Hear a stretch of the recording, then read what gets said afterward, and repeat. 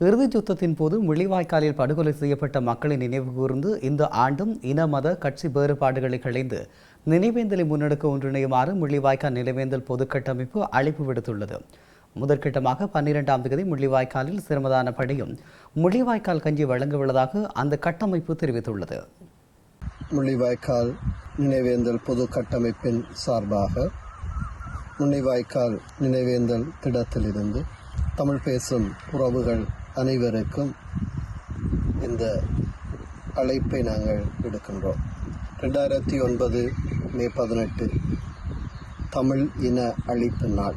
2026ஆம் ஆண்டு மே 18ஆம் நாள் இந்த திடலிலே நாங்கள் மீண்டும் ஒன்று கூட இருக்கிறோம். அனைவரையும் இந்த நிகழ்வுக்கு அன்போடு அழைத்து நிற்கின்றோம்.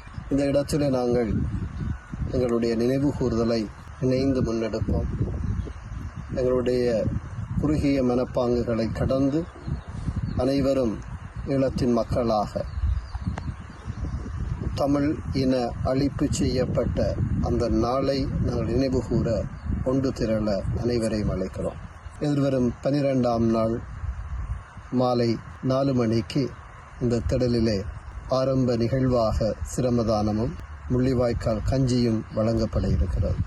அன்றைய தினத்திலே எமது வடகிழக்கு சார்ந்து தேசிய சிந்தனைகளோடு இயங்குகிற சிவில் அமைப்புகள் இந்த மே 18ஆம் நாள் பல்வேறு ஒத்துழைப்புகளை வழங்குகின்ற அமைப்பின் பிரதிநிதிகள்